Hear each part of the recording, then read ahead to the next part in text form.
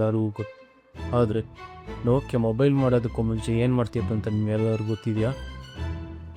1865ರಲ್ಲಿ ಫಿನ್ಲ್ಯಾಂಡಲ್ಲಿ ಒಂದು ಸಣ್ಣ paper factory ನೋಕಿಯಾದವರು open ಮಾಡ್ತಾರೆ. ಸೊ ನೋಕಿಯಾ ಅವರ ಜರ್ನಿ ಅಲ್ಲಿಂದ ಸ್ಟಾರ್ಟ್ ಆಗುತ್ತೆ. ನೋಕಿಯಾ ಅಂತ ಹೆಸರು ಏನು ಬಂತು ಅಂತ ಆದರೆ, ಇವ್ರು ಮಾಡಿರೋ ಫ್ಯಾಕ್ಟ್ರಿ ಪಕ್ಕದಲ್ಲಿ ಒಂದು ನದಿ ಇರುತ್ತೆ.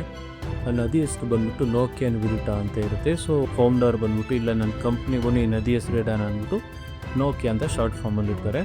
ಸೊ ಇದ್ರ ಜೊತೆಗೆ ಇವರು cable, rubber boots, electronics items ಕೂಡ ಮ್ಯಾನುಫ್ಯಾಕ್ಚರ್ ಮಾಡೋಕ್ಕೆ ಸ್ಟಾರ್ಟ್ ಆಗುತ್ತೆ. ಸೊ ಅವಾಗ ಮಾರ್ಕೆಟಲ್ಲಿ ನೋಕಿಯಾ ಅಂತ ಒಂದು ಹೆಸರು ಸ್ವಲ್ಪ ಫೇಮಸ್ ಆಗುತ್ತೆ. ಸೊ ಇವರು ಕಂಪ್ಲೀಟ್ ಈ ಥರ ಎಲೆಕ್ಟ್ರಾನಿಕ್ಸ್ ಎಲ್ಲ ಮಾಡ್ಕೊಂಡು ಬರ್ತಾ ಇವರು ಫಸ್ಟ್ 1990ಯಲ್ಲಿ ಮೊಬೈಲ್ ಲಾಂಚ್ ಮಾಡ್ತಾರೆ. ಸೊ ಅದು ವರ್ಲ್ಡ್ಸ್ ಫಸ್ಟ್ ಮೊಬೈಲ್ ಕಂಪ್ನಿ ಆಗುತ್ತೆ ಇವ್ರದ್ದು ನೋಕಿಯಾ ಅವರು. ಸೊ ನನಗಿದ್ದ ಕ್ಯೂರಿಯಾಸಿಟಿ ನಾನು ಇವತ್ತು ಫುಲ್ಫಿಲ್ ಮಾಡಿದ್ದೀನಿ. ಸೊ ನಿಮಗೂ ಇದೇ ಥರ ಏನಾದ್ರು ಕುತೂಹಲದ ಪ್ರಶ್ನೆ ಇದೆ ಕಮೆಂಟ್ ಮಾಡಿ ತಿಳಿಸಿ, ನಾನು ನಿಮ್ಗೆ ತಿಳಿಸ್ತೀನಿ. Thank you.